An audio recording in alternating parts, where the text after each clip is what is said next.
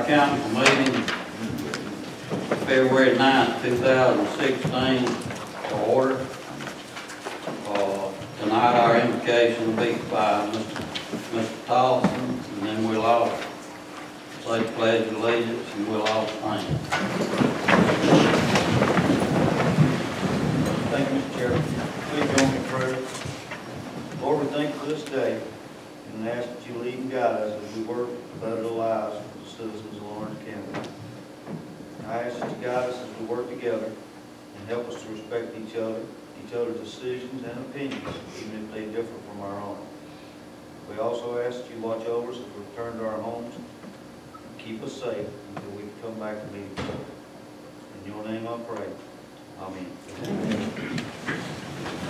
I pledge allegiance to the flag of the United States of America and to the republic for which it stands, one nation, under God, indivisible, with liberty and justice for all.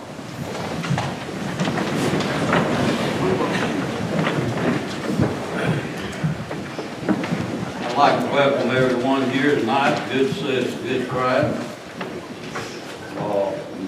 First thing, we'll have approval of our agenda for our February 9th, 2016 meeting. Do I have a motion? So moved, Mr. Chairman. Second. Got a motion and a second. Do we have any additions or deletions? If none, we'll vote by the show of our right hand.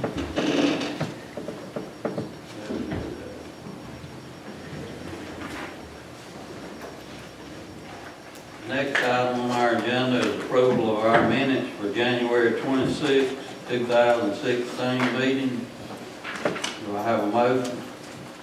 Mr. Chairman, I move to approve the January 26th meeting minutes as written. Second. Motion and a second. We'll vote by show of our right hand. All in favor? Second. Our first item tonight is a public hearing, ordinance 806. I'll call on Mr. Cruikshank. Thank you, Mr. Chairman. This is the public hearing and third reading for the economic development project on the land that will be placed in the name of the County of Lawrence and be annexed out of the City of Clinton for economic development. Spectrum of the City of Clinton. This has been a long process. It is, I think, a mutually beneficial process for that end of the county, and certainly I would recommend favorable approval of Ordinance 806 on final reading once public hearing is concluded. All right, the public hearing is now open for ordinance 806. If you need to speak, come forward, state your name. Speak.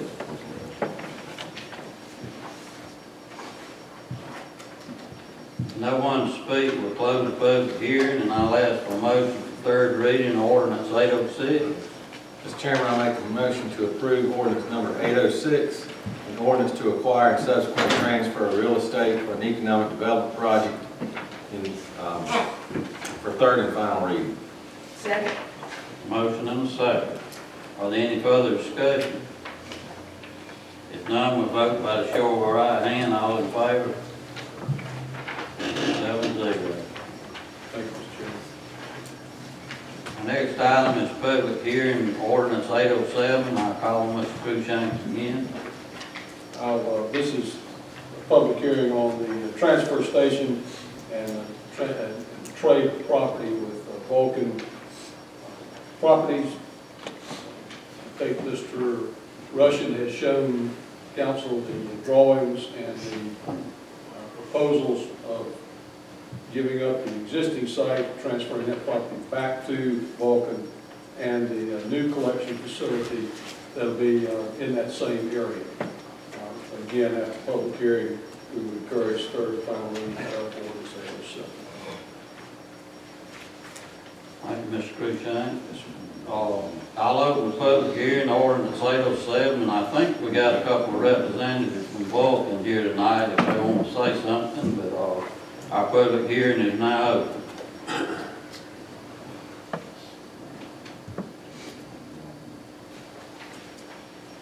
nobody to speak for or against,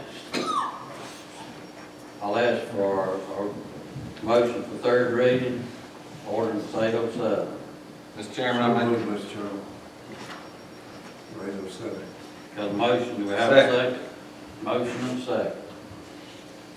Any further discussion? And this is done at no cost, right, to the county. That's good. That's right. Is that right? That's good. All right, I'll call for the vote. All in favor, raise your right hand. 7-0. Thank you, Mr. Chairman. Our next item, I'll call on Mr. Craig Moore, Malden and Jenkins CPA.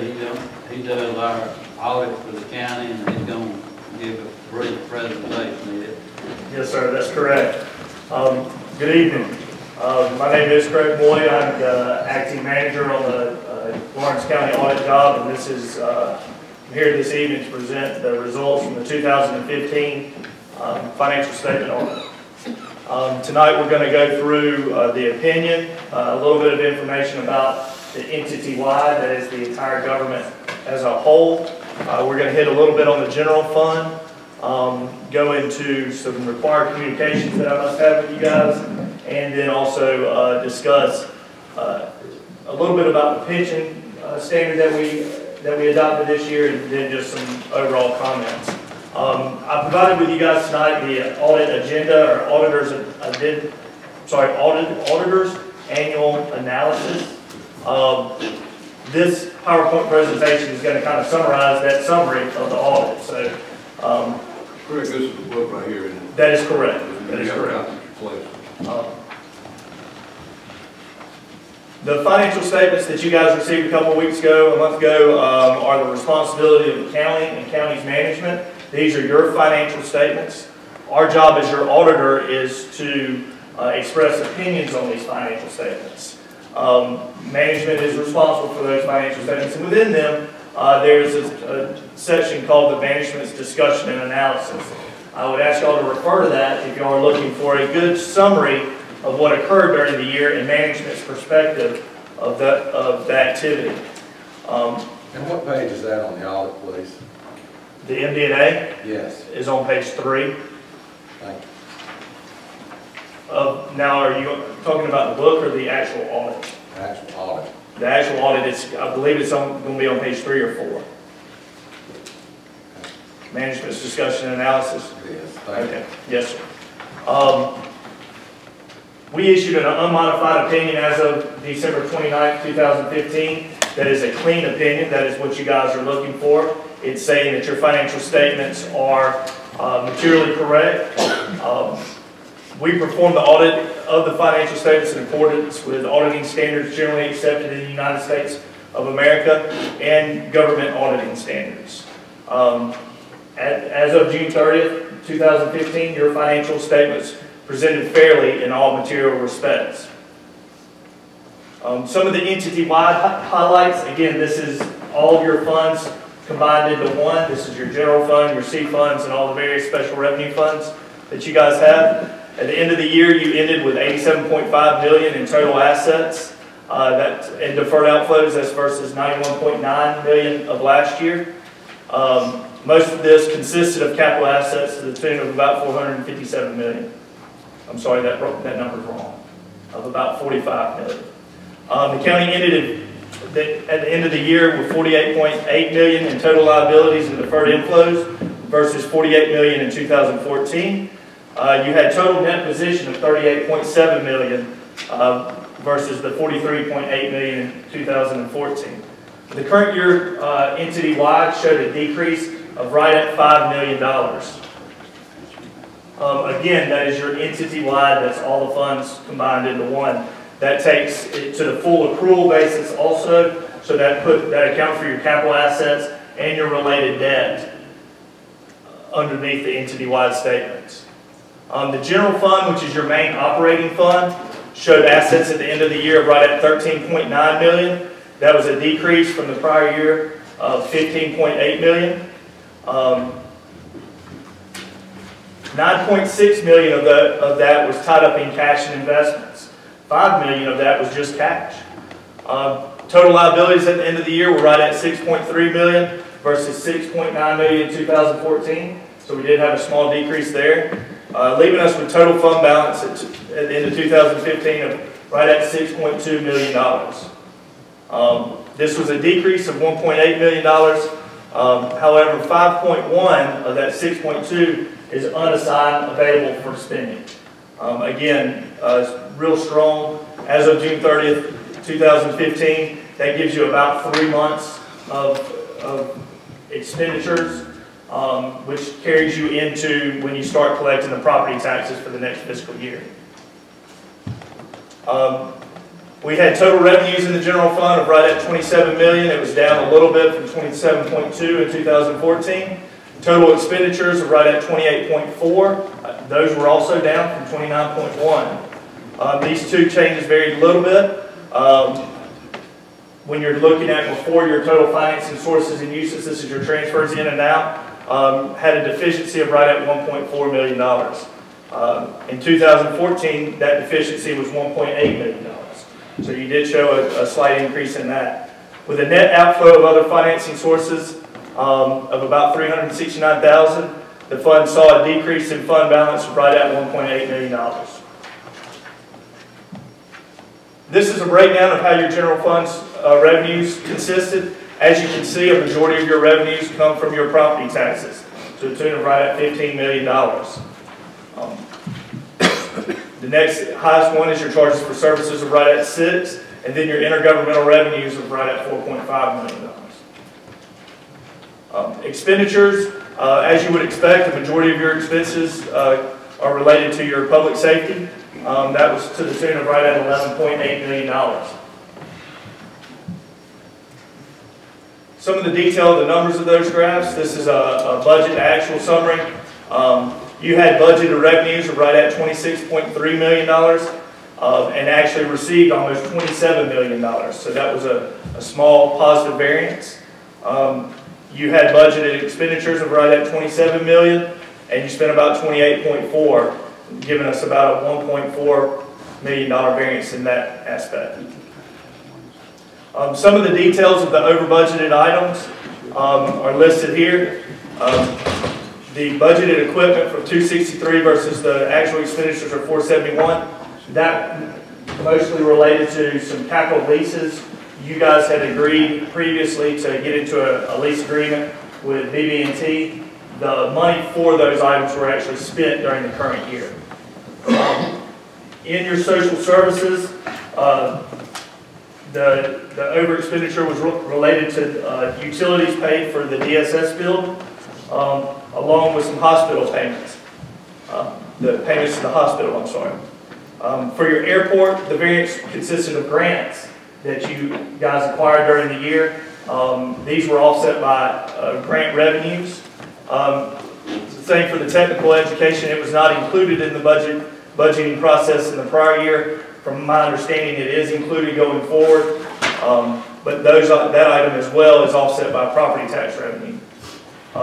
The principal and interest over budget is directly related to the Z Transmissions principal payments that were made, or payments, debt service that was paid. These items were not budgeted in the prior year, but from my understanding, they have been budgeted for fiscal year 16. The transfer out, they wanted me to hit on a little bit. We did not budget for the transfer out, but the $548,000 was transferred to our special services district for economic development. Craig, just one question. On this particular page, we're showing general fund expenditures that were not included in the general fund budget, for which we did, for most of them, the county did receive income for, so it was basically a wash. Is that? That's correct, yes, sir. Yes, sir.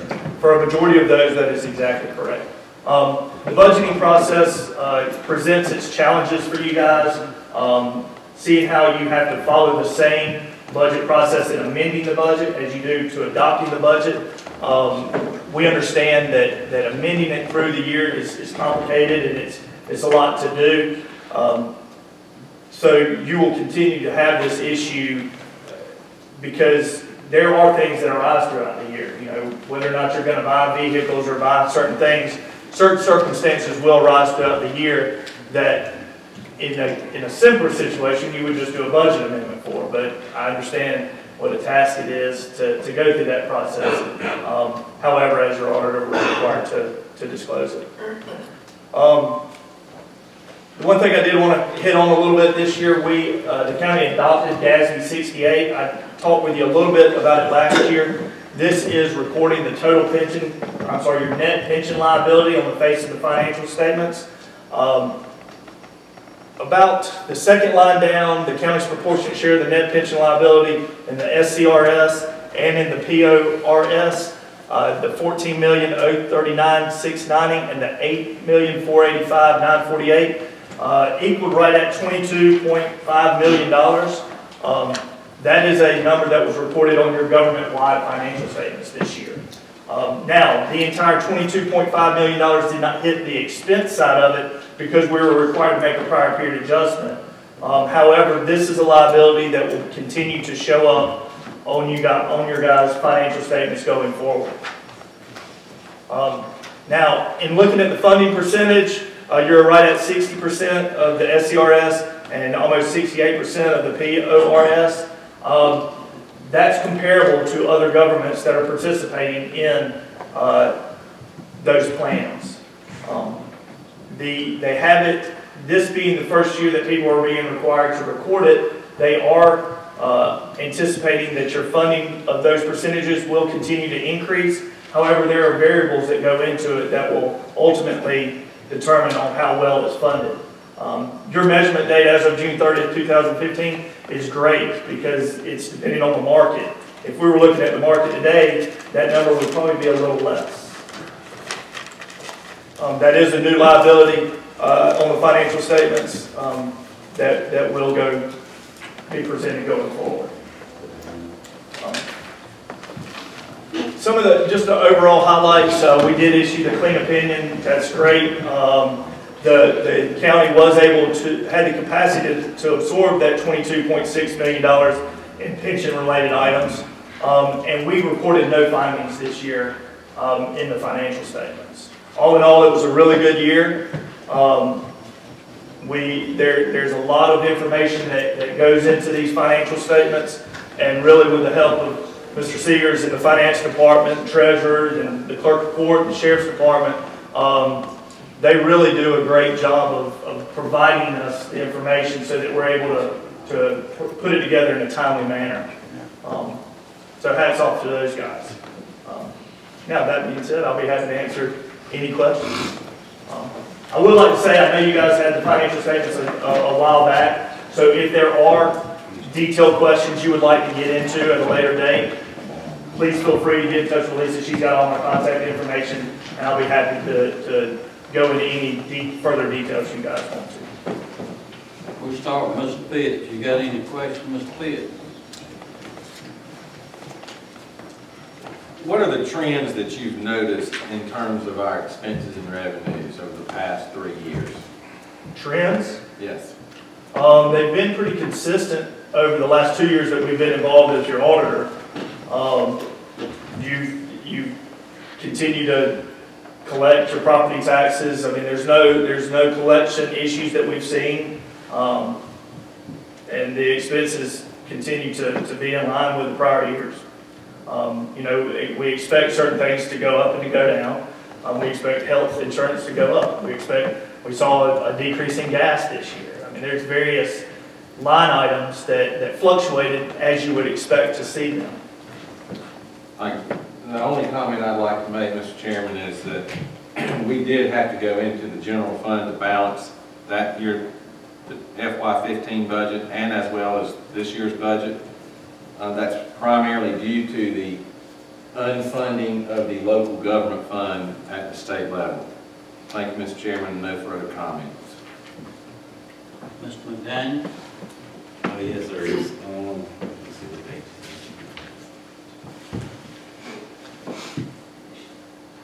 On the 2015 budget results general fund slide, Yes, sir. could you explain the debt service expenditures one more time? During the current year, actually it was last year, that you guys provided financing for an economic development project through a 2010 special source revenue bond. The payment of that debt was not included in the budget process at that time, which is the reason for the variance. It is going forward from what I understand. I think what happened on the big VF project, they basically bought their own bond, didn't they? Yeah. And that, we've done that one time before, I think, Sterilite Corporation a year ago. That's a little bit not typical of the way these things work. Yes. And basically, the money's collected, and then the treasurer pays the bond based on collections that is made on that. And it's an expenditure that we have to make, but basically pay them back for, in a sense, financing our project. And they paid the full tax amount, and then out of that, the treasurer paid, yeah. the bond is paid, so it's essentially a wash. It is a wash, but the bond is in the county's name, and that's why it's ultimately on your records. It could be that a bank would buy that. I mean, it's an incentive that's available to companies as they locate here, and a bank could buy it, but in this particular case, the company bought their own. And basically finance themselves with the tax revenue that they pay and then get reimbursed for. That's right. They get a better interest rate for you guys. That's all. Okay. Ms. Sanders? I just tend to agree with Councilman Pitts. As we continue to always go into our contingency fund to balance the budget, we always will see some of these discrepancies with the fund. And we need to try to stay within our budget without trying to go into contingency sometimes. And then if we have to during the year, that's when we really should look at our contingency for use. Mr. Knight? No question. Jones? Yes, sir, Mr. Chairman. I agree with Mr. Pitts and Ms. Anderson also. And my question on the general fund 2015 highlights, just can you tell me a little bit about we've got number 5, the total fund balance amount, 5.1 million represents unassigned fund balance. Can you explain that? Yes, sir. GASB, your Governmental Accounting Standards Board, created a statement 54 about, I want to say it was 3 or 4 years ago. Prior to that standard, your fund balance was in restricted and unrestricted. GASB 54 made it now where you had non-spendable, restricted, assigned, unassigned, or I'm sorry, committed, assigned, and unassigned.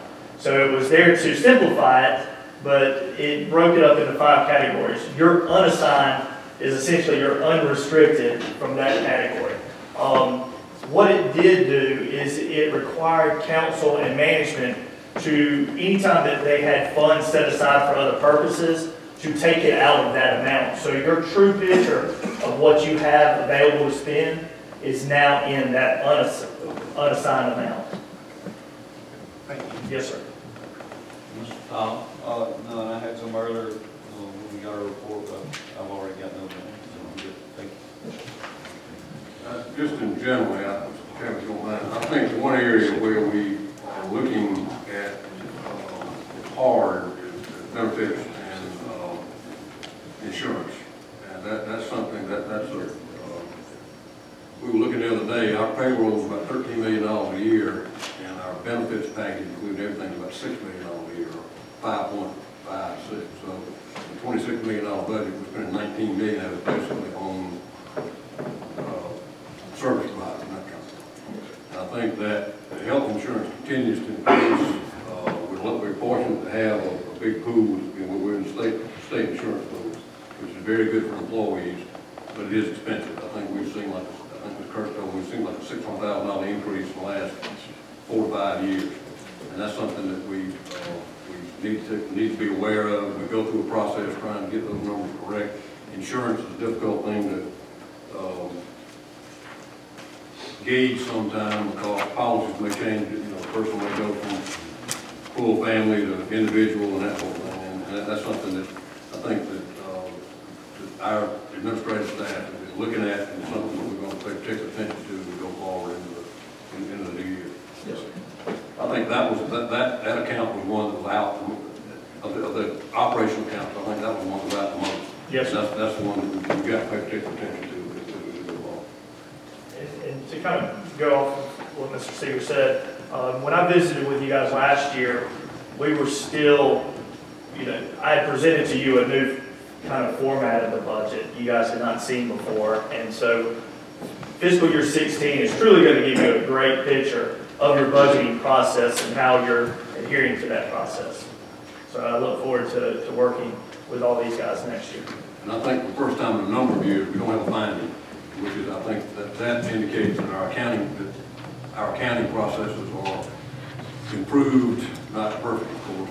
I think the finance office, treasurer's office, a lot of credit for that, working together and getting us where we are. We've had as many as 4 or 5 findings in years past. I think all of them have been resolved, and we appreciate what's the work they've done too. Yes, sir. Absolutely. Basically, the opinion I have, the budget, for the past 5 years, it's just, since the state has shorted us in the local government fund, that's what created our problems about digging into our savings. And it's carried from year to year. They short us about $1 million a year, and that's about what we short each year. And I agree we can't continue to keep spending $1 million more than we got coming in, but I try to look at where we can get more money if the local government fund does not fully fund us. This year they're sitting on $1.3 billion, and yet the local government fund seems to be here and everything else is up here. The only thing that leaves us is some kind of reallocation of FILO, or maybe across-the-board cuts. And if you've got across-the-board cuts, that's reduced services. And I'm not going to get into what reallocations of FILO would bring up. But anybody else got any more questions? If not, we thank you very much. Yes, thank y'all.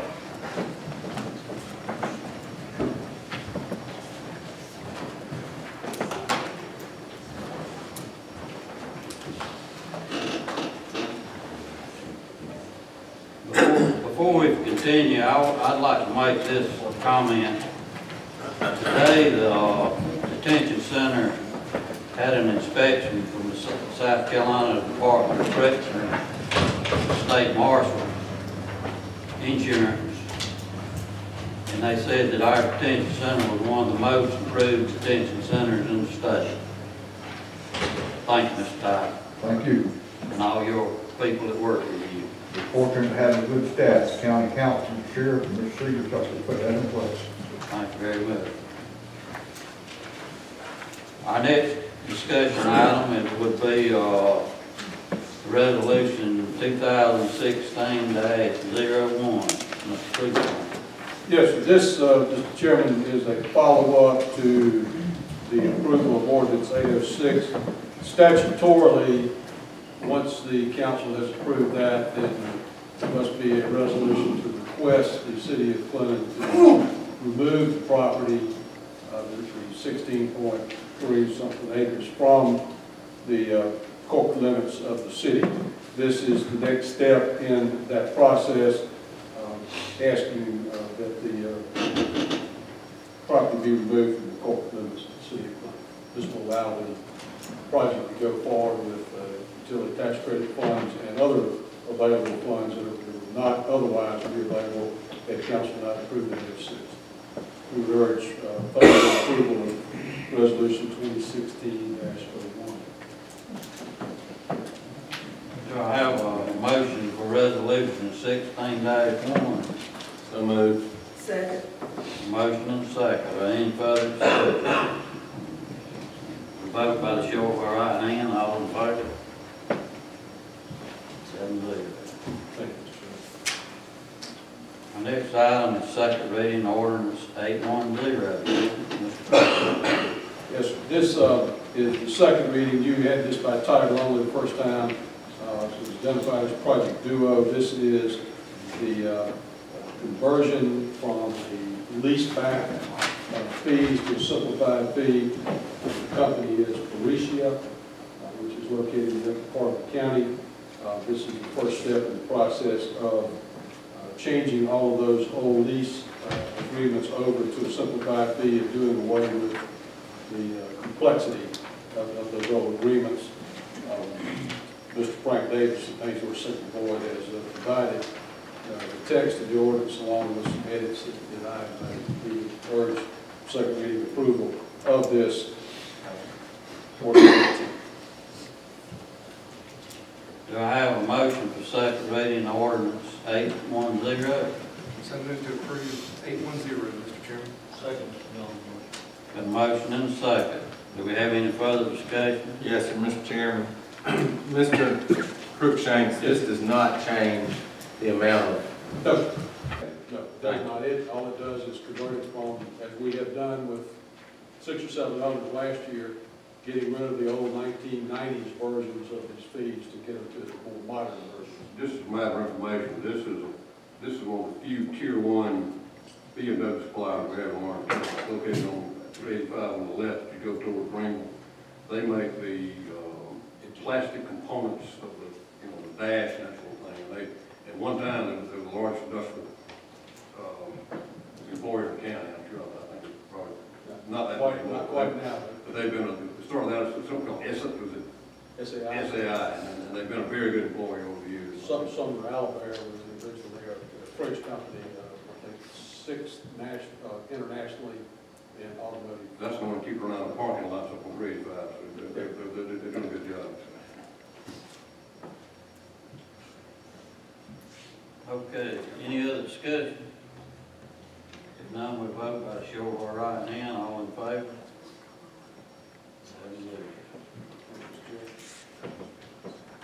Our next item is introduction of agreement for animal control services. Mr. Robert. Stand out here so everyone can see.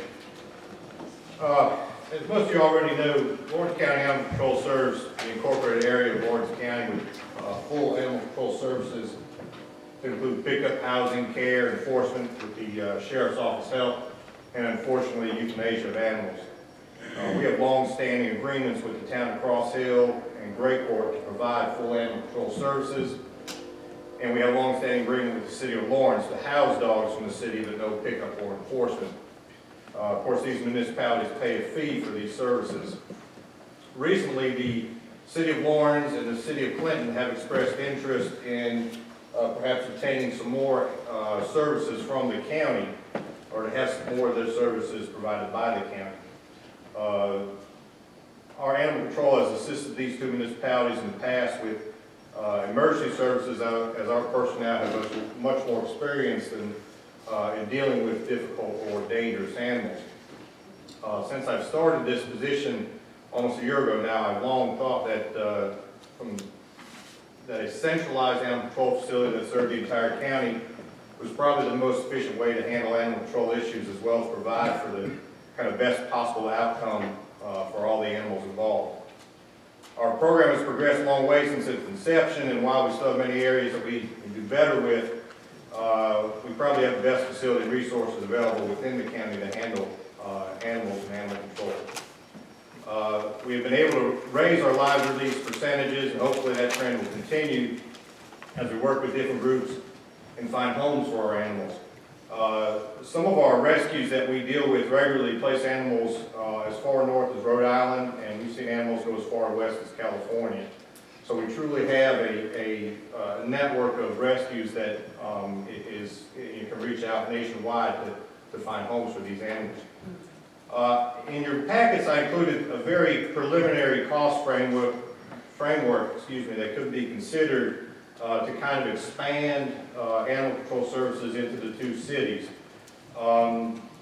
Again, we've had some very preliminary conversations with the two municipalities about providing these services, and I'm looking for some direction from the council as to whether y'all are interested in expanding these services, if this is something we want to pursue.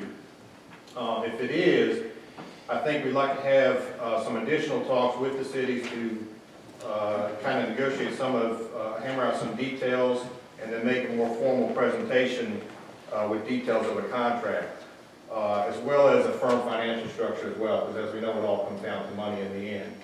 I don't know if the chairman would agree, but it may be best handled with formal presentation, perhaps in a committee. Again, I'm looking for your consideration as to move forward in this area and to do a little bit more research in this.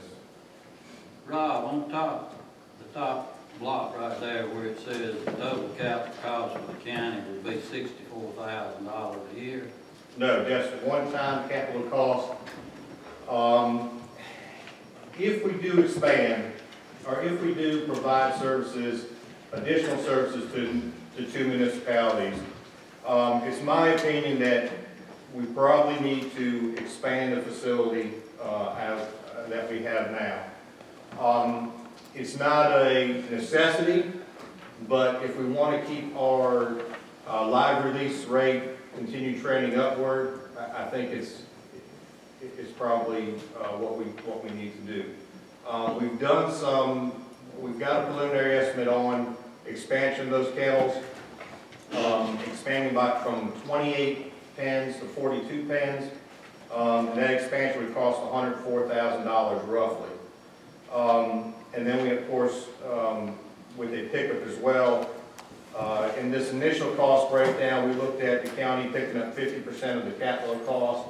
Of course, this is just a preliminary cost structure that we would need to look at as far as what the county is willing or able to do financially. But that capital cost up top is the one-time cost to expand. The second table there is the operating cost, the annual cost, and then there's a couple options of how we would break that out for the different municipalities. Do you have any idea of what the county is spending now? Yes. We have... For operating costs? Yes, we do. And that cost per dog, what I did was broke it down as far as operating costs. In this scenario here, we would essentially hire one new officer, and the municipalities would pay for that officer in whole the operating costs, whether it be salary, all his fringe benefits, the operation of the vehicle, and then a cost for, I have an estimated number of dogs and a cost per dog that we're currently spending per dog in our facility. So they would cover essentially the operating cost on an annual basis of adding that officer, caring for the dogs. They pay their way essentially. It'd be a wash for the county as to what it would cost the county. Under this kind of preliminary cost breakdown, the only cost of the county would be the capital cost of expanding the facilities. Again, this is kind of preliminary, you know, dealing with 3 municipalities and 3 councils and deciding on percentages and all that. You know, obviously there's a lot of work to do there. Again, this is just kind of an introduction of a preliminary cost of what we've kind of looked at this point. I think it's a good idea, but does anyone on council have any questions, Mr. Rush? Yes, sir, Mr. Chairman. Mr. Rushing, what are the cities currently paying? The City of Lawrence, we have a long-standing contract with the City of Lawrence. They pay $6,000 per year, and that covers up to $125 per year. So we would house, we don't pick them up, we don't do any enforcement. Essentially, they bring a dog out to our facility. In some cases, we pick up a dog from one of their officers, but they bring it out to our facility up to $125 a year, and they pay an annual fee of $6,000. Has any of this been discussed with them yet? Or? Just a brief discussion. Both municipalities, as I understand it now, do not have any full-time or dedicated animal control officer at this point. It's my understanding that their officers are handling that. Now we have, with both of them kind of being in the pinch right now, we've lent some of our services to help them out so that they don't put themselves in a situation where they're handling a dangerous animal with an officer who doesn't have any experience to do so. question. I would just say, Mr. Chairman, this may be one of the thankless tasks Lawrence County does. We've got 3 officers that work very hard, and we started this program years ago with one, I think, who was a Torpedo litter officer, and we still combine those functions, I think, but right, 90% of the time, or so, a high percentage of the time is spent with animal control. Yes. And you hear about it when you end up with the 25 or 30 pit bulls that come out there. They do an excellent job every day, and I think Mr. Rushing is, I commend him for stepping up on this. It's something that needs to be looked at, and I think the city, we've had one, I've been to one meeting, I think, with the cities, and I think they're willing to participate. This is a budgetary issue that we're just trying to get a jump start on as we get into the spring. Well, we do about $1,300 a year. And unfortunately, in past years, we've had to, our live release rate has only been about 50%. We've improved upon that percentage this year. We've reached out to a lot more rescues. We've dedicated, our pound attendant has dedicated more time to something like Facebook, having a Facebook page, posting dogs pictures. We have some pictures that we post that within 24 hours get 30,000 views. The power of that media is absolutely incredible, and it's led to us releasing more dogs and not having to put down as many. I think that's what makes it a good idea countywide to get involved in the municipalities to offer those same services to those dogs in that municipality as well. It's something that I care deeply about. I'm an animal lover, and would love to see us do something in this area to kind of make that process more efficient, more successful. I'm going to sign this to Well, you could have an animal person, just don't see it every night. Not in this time. You know, we no longer have an animal control officer at this time. When did y'all release him? It was probably October or November Of of 15? 15. And so let them alone. And- And what about the dog shelter that they have right here on, right off of Charlotte Road? Humane Society. Humane Society, what do they do? The Humane Society, when they opened up, they take dogs from our facility as well. Essentially, in fact, their general policy is they don't take any dogs directly from the public. They come out to our facility and take dogs from our facility. They're able to pre-screen them. They're running on a very limited budget right now, trying to get that facility off the ground. And to do so, they can't get stuck with a dog that, because they are a no-kill shelter, that has, an ailment that costs thousands of dollars to treat. So right now, they're coming out to our facility, trying to take our dogs out of our facility to showcase them theirs, to get them properly vetted and out to the public. They're another outlet for our facility. So we're working very closely with them. They've been a good partner with us since they've opened up to move these dogs and get them rehomed. I'm going to sign this to the Committee on Public Works. That's Mr. Jones is the chairman, and Ms. Anderson and Mr. McDaniel sits on that committee. And come back with a recommendation of what to do and basically an outline of what we're going to do. Would that be sufficient? Thank you, Mr. Rush. Thanks, sir.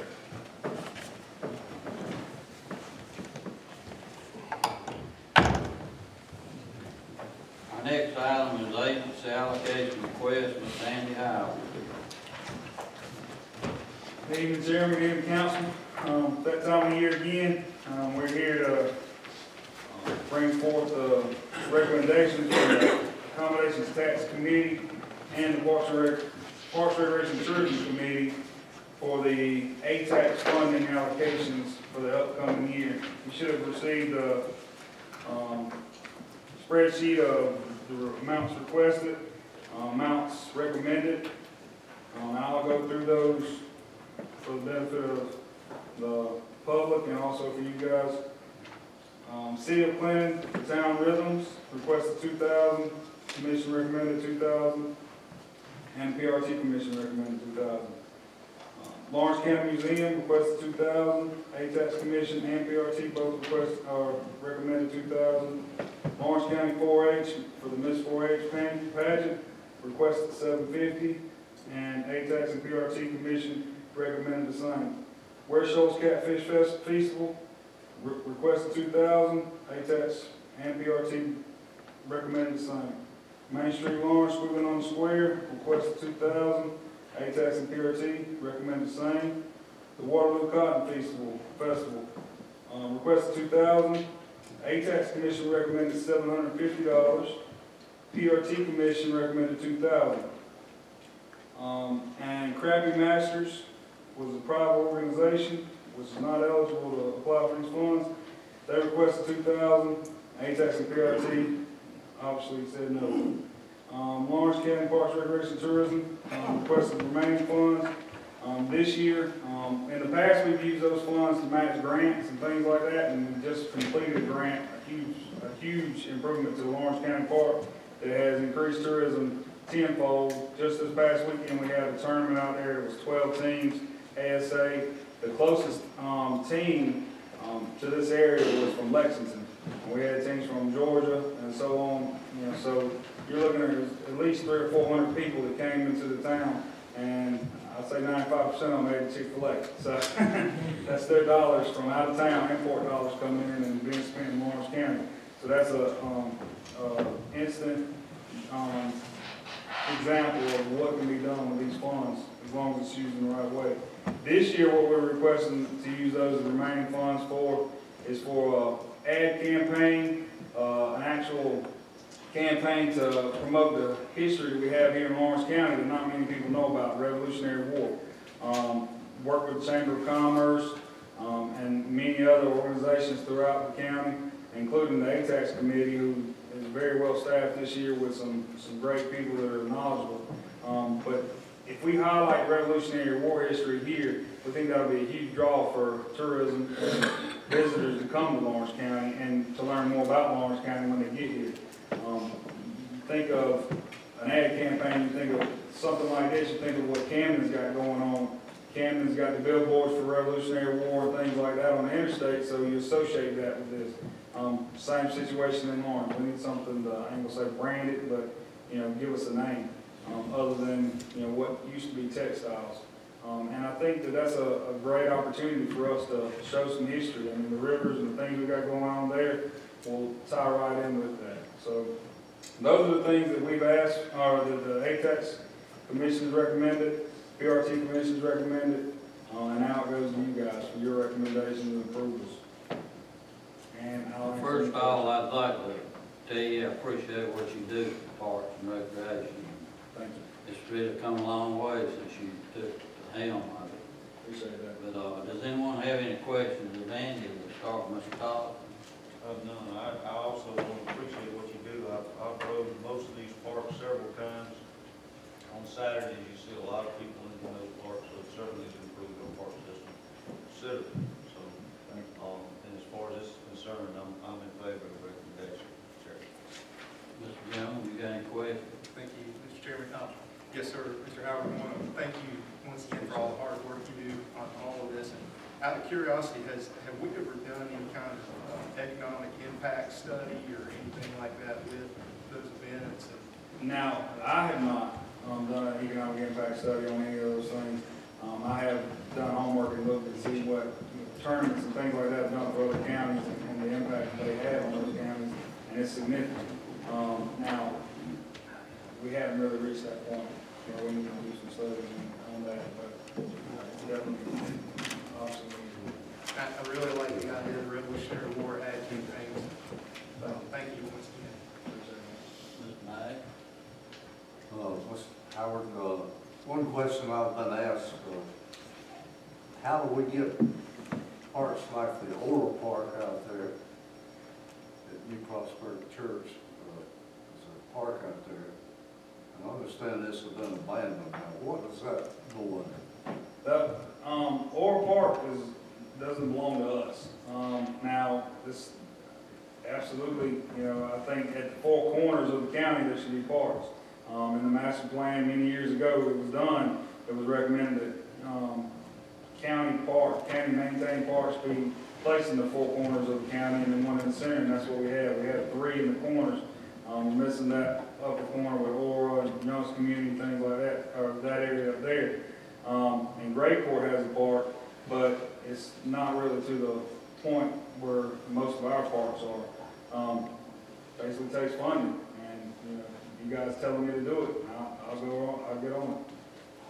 Well, I know what Kevin, he used to Mr. get Erskine? motor, Yes, do stuff like that, of course, he volunteered his services, but I keep getting asked that with people, I understand. especially down in Orland, I'm wondering what's happening to their little park.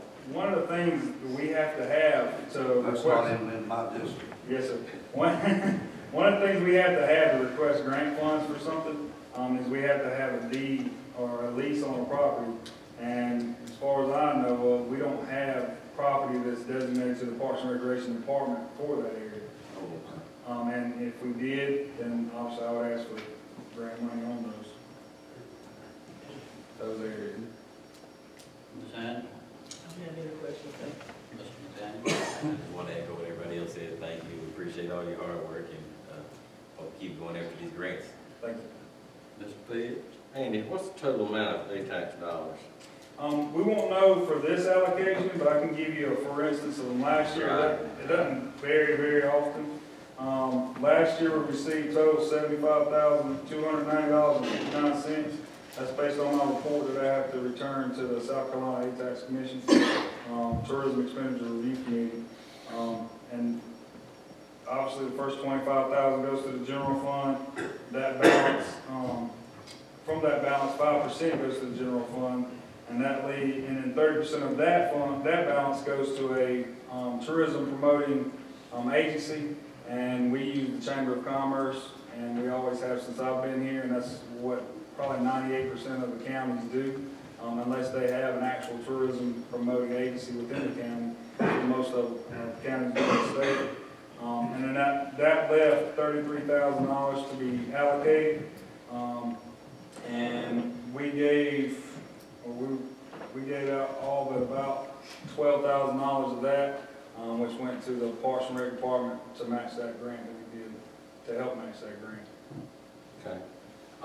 Would you comment just a little bit on the discrepancy on the Waterloo Festival for me? I will. And we had an instance for the Ware Shoals Catfish Festival about 3 or 4 years back, where it didn't seem like they were being putting the money in the right use, and I can say that they're spending the money the right way, but ATAX committee thinks that the funds aren't producing like places like the Catfish Festival is doing now. I recommended that they give them a chance and let me work with them, like I worked with the Catfish Festival and the promotion that they're doing. And, I mean, they've grown tenfold over the past 3 years. So we're just going to work with that, and that's why the ATAX Commission didn't see it as a $2,000 fundable expense, and the PRT group, seeing how it worked before. These ATAX committee members come in basically just about every year, it's new folks. But the PRT committee has seen how it works, when you work with them, closely to raise those funds. That was the discrepancy in that. And Waterloo put in a lot of work, Big Time Festival. That's right. They really did. That's why I And I think if we can advertise it better, I think we can get more visitors to that, and I'm gonna help you do that. On the list, you recommended what PRT recommended, Yes, yes, so, 12,750. yes. No further questions, Mr. Chairman. Thank you, Ms. Howard. I'd like to mention these festivals, it's really not a money-making deal to draw people in. I personally worked with the Catfish Festival the last 3 years, and I see all the figures and everything, and it's pretty well a break-even situation. And last year, it brought in right at 30,000 people over 3 days.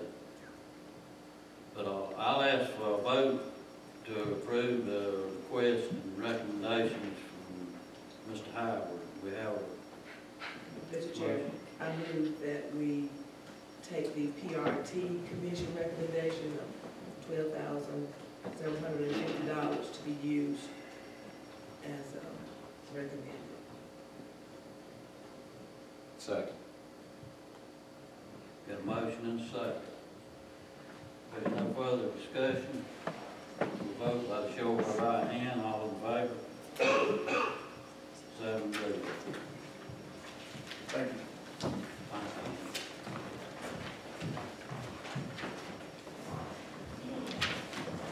The next thing is, next thing on our agenda is, what's presented to us at the last meeting about preserving Lake Greenwood master plan. I'm gonna sign that to the Committee of Parks, Recreation, Tourism, and Natural Resources. Mr. Garrett McDaniel is chairman. Ms. Diane Anderson, Mr. Stuart Jones. I picked on y'all. I believe you're doing something tonight. What you say, Mr. Pitts?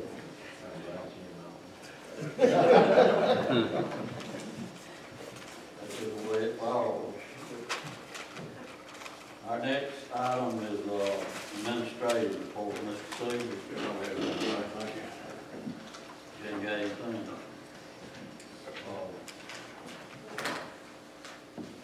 Okay, our next thing is, we'll set aside 15 minutes for public comment time, and we had one person sign up, Mr. Pam Bennett. If you would like to come forward. She's from Waterloo, South Carolina. Yes, sir. Good evening to the council member. I am Pam Bennett. I'm a homeowner of property on Lake Greenwood in Lawrence County. And I know you're familiar with the Lake Greenwood Master Plan that was presented at the last meeting.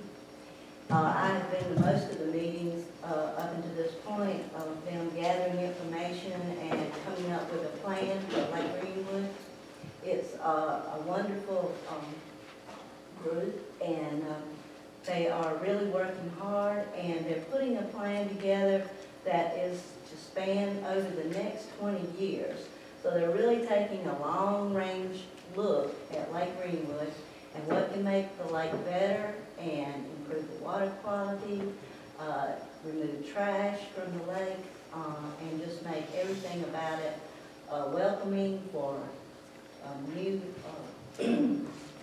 people coming from out of state, also for people who live on the lake. And I love Lake Greenwood. I've lived there more than 20 years, and it's just a wonderful place to be. There's beautiful sunsets there, and lots of things to do, like swimming and skiing and motorboating and all kinds of kayaking and things for people to do.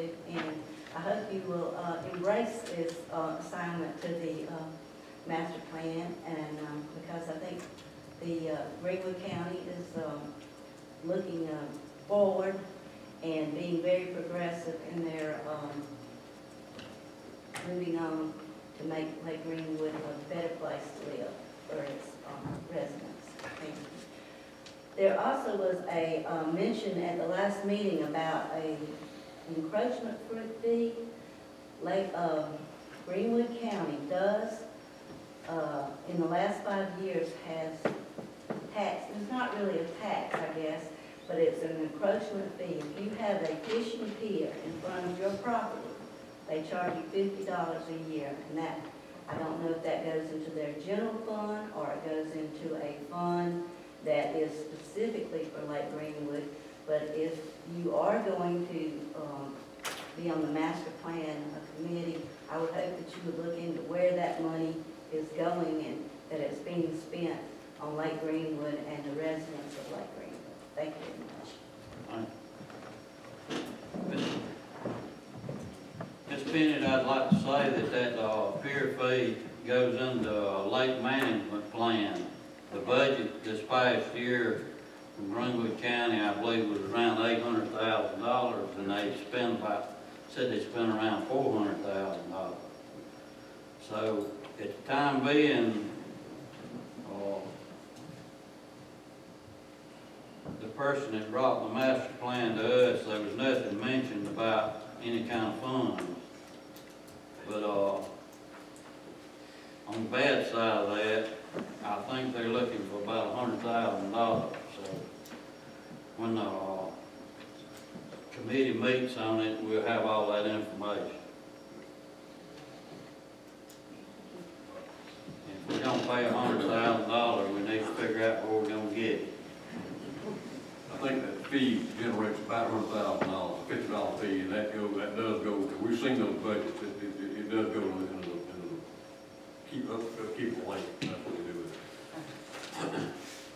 I don't think there's a person up here that does not want to see Lake Greenwood have good water in it, because we're planning on building a water plant, and we're planning on, and we hope to take water out of Lake Greenwood. We want it to be as clean as possible.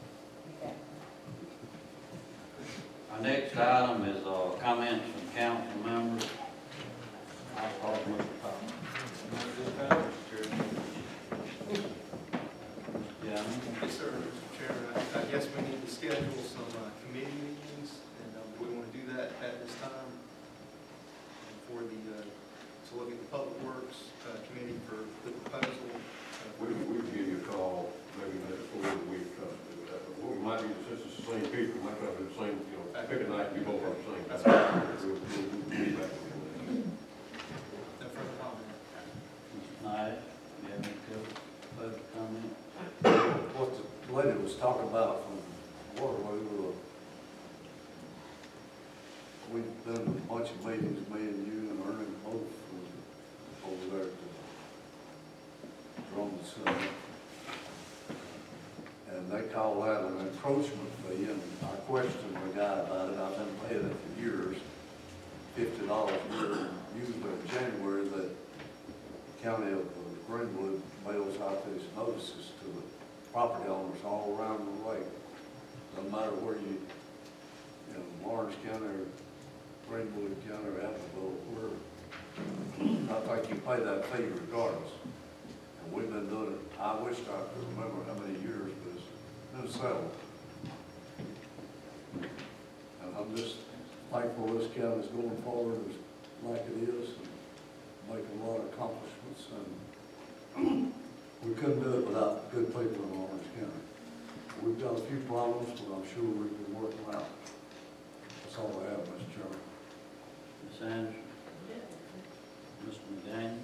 I just want to thank Major Tyson and the staff again for continuously improving the detention center and just all of your efforts in general. Few people up here on council have mentioned the local government fund and how it's not being fully funded by the state currently. Just want to say with this being an election year, I think we definitely need to make sure that our representatives are being held accountable for if they do not do what's right for the constituents in Lawrence County. That's it. Mr. Pitt? None at this time, Mr. Chairman. Well, only thing I'm gonna say, I'd like to ditto what Mr. McDaniel just said, talk to our reps and see. I know Mike Pitt sits on that committee, and the rep from Union County, he sits on that committee. So, we need all the help we can get. We got an executive session, we have one employment matter. Do I have a motion to go in executive session? So moved, Mr. Chairman. Motion and second. All in favor of executive session, raise your right hand. We'll take a 5-minute recess. At the end of the executive session, we have a meeting, committee of the whole meeting, that's when we come back. Yes, we're gonna have a committee meeting after